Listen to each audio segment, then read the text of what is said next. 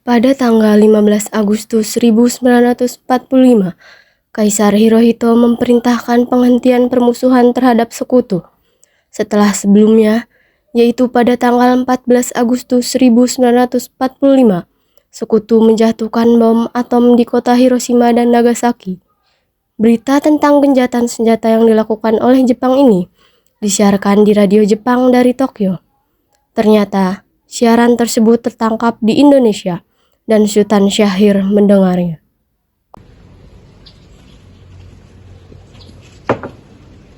Apakah kalian sudah mendengar berita kekalahan Jepang? Belum, Bung. Benarkah itu? Apa yang terjadi dengan Jepang? Kalau dari yang saya dengar sih, sekutu sudah menjatuhkan bom di kota Nagasaki dan Hiroshima. Oleh sebab itu, Jepang melakukan gencatan senjata. Kalau begitu, sebaiknya kita harus segera memproklamasikan kemerdekaan. Benar itu. Jepang sudah tidak ada lagi wewenang di negeri kita. Kita harus memanfaatkan momen ini. Setelah mendengar berita kekalahan Jepang, Khairul Saleh segera merencanakan pertemuan dengan anggota golongan muda lainnya untuk membicarakan masalah proklamasi kemerdekaan. Pertemuan ini dilangsungkan di Jalan Pegangsaan Timur nomor 17 Jakarta pukul 8 malam. Teman-teman sekalian, apa kalian sudah mendengar berita tentang kekalahan Jepang? Belum, kawan. Bagaimana, Pak?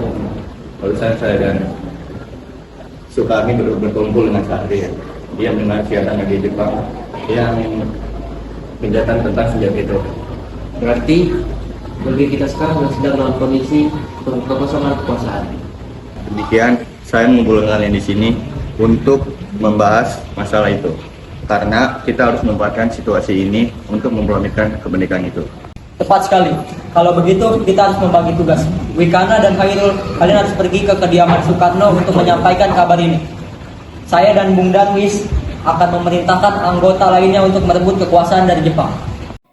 Kediaman Soekarno, Jalan Pegangsaan Timur, nomor 56 Jakarta, pukul 10 waktu Indonesia Barat. Terjadi perdebatan serius antara golongan pemuda dengan Soekarno. Kita harus memproklamasikan kemerdekaan sekarang, Bu.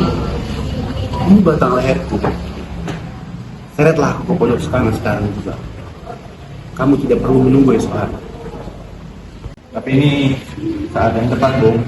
Jepang sudah kalah oleh sekutu dan tidak ada kuasa lagi. Mengapa harus menunggu? Rakyat sudah banyak menderita akibat penjajahan ini. Jepang adalah masa yang silam. Belum lagi kita harus menghadapi Belanda yang hendak kembali berkuasa di negeri ini. Jika saudara tidak setuju dengan apa yang saya katakan dan mengira diri saudara telah sanggup menopang kekuatan sendiri, mengapa datang pada Soekarno dan memintanya untuk memproklamirkan kemerdekaan? Apa kita harus menunggu janji Jepang untuk kemerdekaan bangsa ini? Kita bisa, Bung. Kita harus bangkit dan memproklamirkan kemerdekaan sendiri. Mengapa harus menunggu janji manis itu? Jepang sendiri bahkan telah kalah dalam perang sucinya. Kekuatan segelintir ini tak mampu mengalahkan armada perang milik Jepang.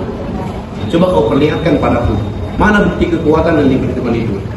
Apa tindakanmu untuk menyelamatkan wanita dan anak-anak jika terjadi pertumpahan darah? Bagaimana cara kita nanti untuk mempertahankan kemerdekaan? Coba bayangkan, bagaimana kita akan tegak di atas kekuatan sendiri. Tapi semakin cepat kita memproklamasi kemerdekaan, akan semakin cepat pun kita menghasilkan kemerdekaan yang menderita oleh bangsa.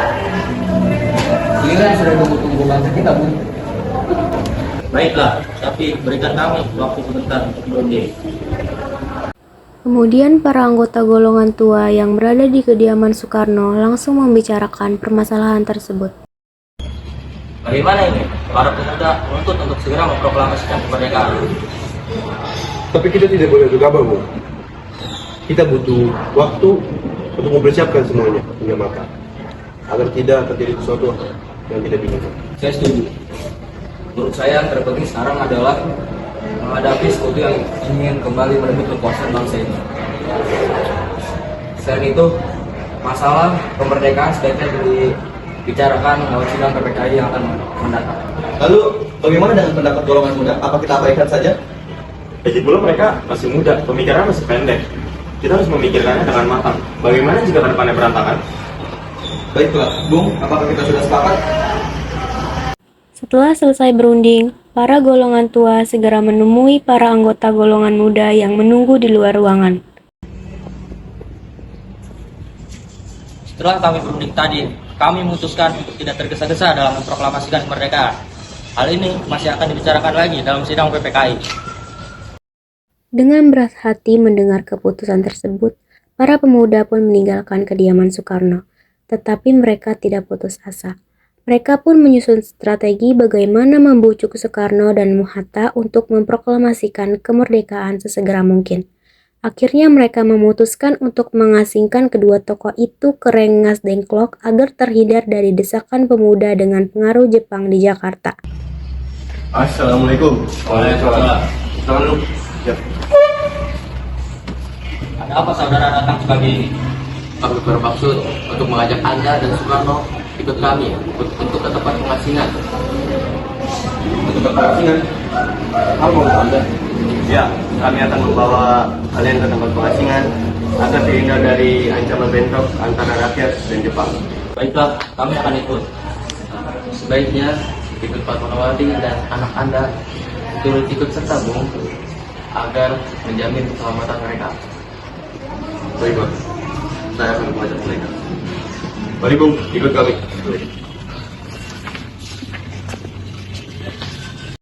Hilangnya Soekarno dan Muhatta secara misterius pagi itu menimbulkan kepanikan di kalangan para pemimpin di Jakarta. Peristiwa ini baru diketahui oleh Mr. Ahmad Subarjo pukul 8 pagi. Apakah Anda tahu di mana keberadaan Soekarno dan Bung Hatta? Pak Bung, saya tidak tahu. Katakanlah kepadaku di mana mereka sekarang. Aku akan menjamin keselamatan mereka ketika sudah kembali ke Jakarta. Dan juga aku akan menjamin kemerdekaan untuk kalian semua esok hari. Apakah Anda bersumpah untuk itu? Kok bisa percaya padaku? Baiklah, kami akan mengantarkan ke tempatnya di Rengas Dengklok. Hei, nak! Ayo. Saya, Pak. Ya, tunggu. Ada apa, Pak? Tolong antarkan saya ke Rengas Dengklok. Baiklah. Ayo naik, saya antar. Nah, jelaskan. Mengapa saudara sekalian membawa kami? Maksudkan kami, Bung. Kami bawa kecil demi keselamatan Anda. Kami ingin membicarakan tentang proklamasi kembali. Bukankah tempo hari sudah kami katakan kepada kalian, masalah kemerdekaan masih akan kami bicarakan dalam sidang PPKI. Memang benar adanya, tetapi kami semua berpendapat mengapa untuk menunggu untuk dikemerdekakan oleh Jepang. Mengapa menunggu hasil sidang PPKI kalau kita bisa bergerak dengan kekuatan sendiri. PPKI itu bentukan Jepang, Bung. Kami ingin memproklamasikan kemerdekaan tanpa campur tangan dari Jepang. Apakah akan selamanya menunggu janji itu? Kita harus memproklamasikan kemerdekaan sekarang juga demi rakyat yang sudah bertahun-tahun terbelenggu oleh penjajahan di tanah air mereka sendiri. Mereka berhak bebas dan sekaranglah saatnya. Tenang semuanya. Kita bicarakan semuanya dengan kepala dingin. Tidak perlu ada ketegangan, oke? Shio dan Ko Singgih membawa Soekarno dan Muhatta menjauh dari perdebatan itu. Kemudian mereka berunding. Saya juga mengerti tentang perhitungan Anda berdua mengenai demokrasi. Memang kita belum mempersiapkan kemerdekaan Indonesia ini dengan matang. Cuman saya percaya ini adalah kesempatan kita. Kesempatan tidak ada hak datang dua kali. Ini kesempatan kita untuk Indonesia merdeka. Dan saya setuju dengan golongan muda kalau kita harus memproklamasikan Indonesia ini sekarang. Baiklah, saya setuju. Saya akan memproklamasikan kemerdekaan tanpa ada campur tangan Jepang. Pada pukul 17.30 waktu Indonesia Barat, rombongan dari Jakarta tiba di Rengas Dengklok untuk menjemput Soekarno dan Muhatta. Turunlah kalian semua baik-baik saja. Jadi bagaimana keputusannya? Kami setuju, kemerdekaan akan dilaksanakan tanpa campur tangan Jepang. Lalu bagaimana? Lalu kapan kita akan melaksanakannya? Menurut saya bagaimana jika kita melaksanakannya besok hari?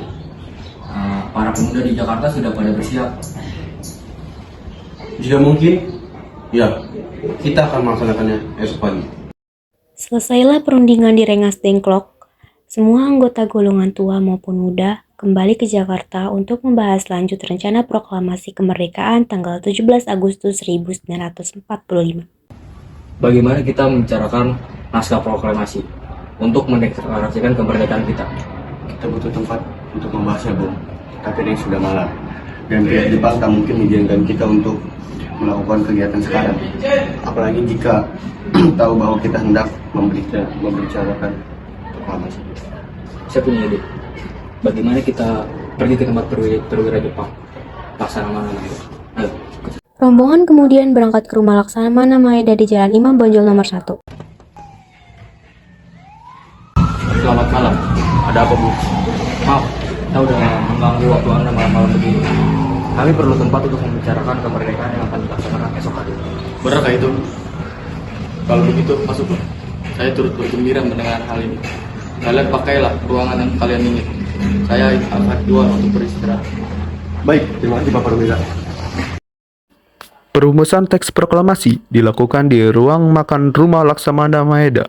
3 eksponen pemuda yaitu Sukarni, Sudiro, dan BM Dia menyaksikan Soekarno, Mohatta, dan MR Ahmad Subarjo membahas perumusan naskah proklamasi. Acara perumusan naskah proklamasi berjalan lancar. Tidak ditemukan kesulitan untuk menemukan rumusan yang tepat. Sebagai hasil pembicaraan mereka bertiga, diperolehlah rumusan yang ditulis tangan oleh Insinyur Soekarno. Pada tanggal 17 Agustus 1945 pukul 4 waktu Indonesia Barat, dibacakanlah rumusan naskah proklamasi untuk yang pertama kalinya di depan para hadirin yang berada di rumah Maeda yang langsung disetujui. Namun, kemudian timbullah persoalan tentang siapa saja yang akan menandatangani naskah proklamasi. Menurut saya, sebaiknya naskah ini jangan ditangani oleh anggota PPKI. Memang kenapa? Lantas siapa yang akan menandatanganinya? PPKI kan lembaga bentukan Jepang. Kita sepakat tadi untuk melaksanakan proklamasi tanpa campur tangan Jepang. Oh benar. Bagaimana, Bu? Adakah dari kalian yang punya pendapat untuk menyelesaikan ini? Bagaimana kalau naskah ini ditandatangani oleh hadirin yang datang saat ini, seperti Amerika ketika menandatangani deklarasinya? Jangan, kita tidak boleh meniru. Kita harus berbeda dari bangsa yang lain. Saya setuju. Dan saya punya usul. Yang menandatangani teks cukup 2 orang saja, yaitu Anda dan Bung Hatta, sebagai dari wakil bangsa Indonesia. Bagaimana? Usul yang bagus. Bagaimana hadirin? Setuju. Setelah semuanya setuju, Soekarno memerintahkan Sayuti Melik untuk mengetik teks proklamasi. Setelah kau ketik teks proklamasi, jaga teks ini dengan baik. Baik.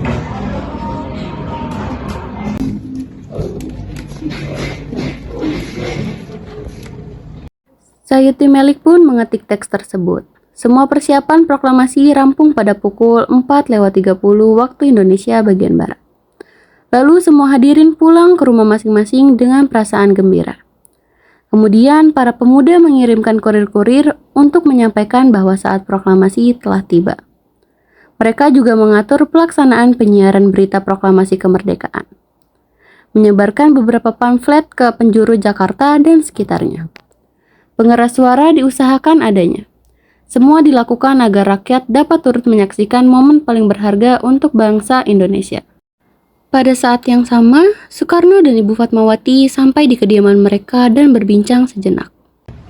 Alhamdulillah, akhirnya semua berjalan dengan lancar. Terima kasih Ibu telah menulis saya saat yang cukup murah pikiran. Ya, terima kasih Gusti Allah yang telah memberikan jalan pada bangsa kita untuk memproklamasikan kemerdekaan. Oh iya Pak, apakah kalian sudah merencanakan bagaimana proklamasi besok akan berlangsung? Sudah, kita akan melaksanakan upacara bendera yang nanti akan diiringi lagu kebangsaan Indonesia Raya karya Bung Soekarno. Bukankah kita belum punya bendera? Lantas bagaimana? Ya ampun, Bapak sampai lupa Bu.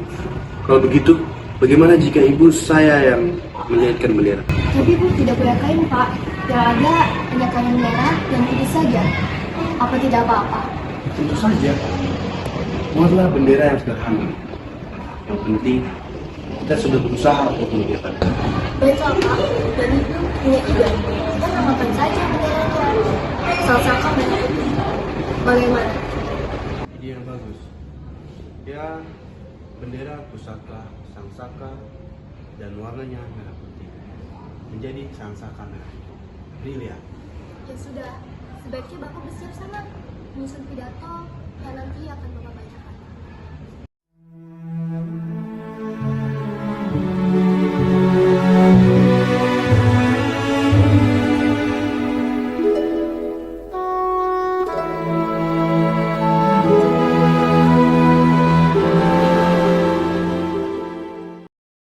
Hari Jumat pada tanggal 17 Agustus 1945, pukul 10 waktu Indonesia bagian Barat, di Jalan Pegangsaan Timur nomor 56, dilangsungkan proklamasi kemerdekaan Indonesia.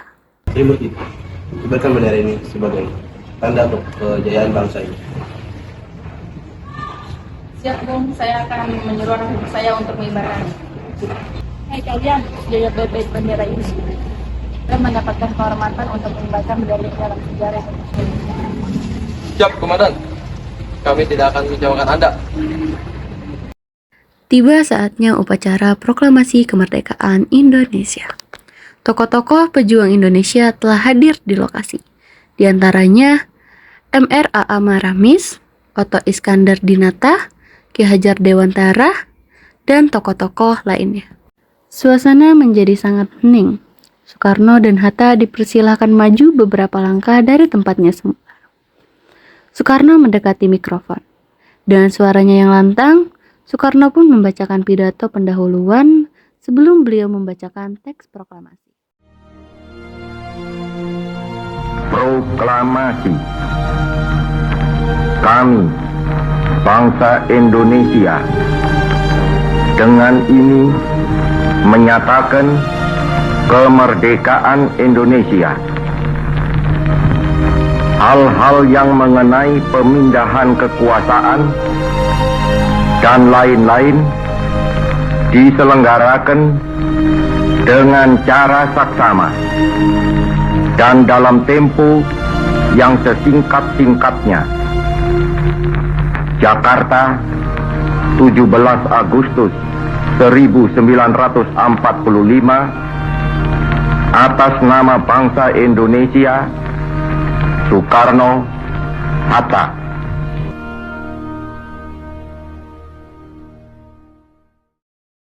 Kemudian dikibarkanlah bendera Sang Saka Merah Putih diiringi lagu Indonesia Raya. Hadirin turut menyanyikan lagu kebangsaan Indonesia tersebut. Peristiwa proklamasi ini memang hanya berlangsung sebentar. Namun, peristiwa itu telah mengubah segala sendi kehidupan bangsa Indonesia. Peristiwa proklamasi kemerdekaan telah menjadi momentum puncak perjuangan bangsa Indonesia. Oleh karena itu, kita sebagai generasi penerus bangsa harus berprestasi dalam rangka mengisi kemerdekaan tersebut, bukan malah menodainya. Kita harus bisa membalas budi para pejuang tanah air zaman dahulu dengan cara mempertahankan kemerdekaan ini.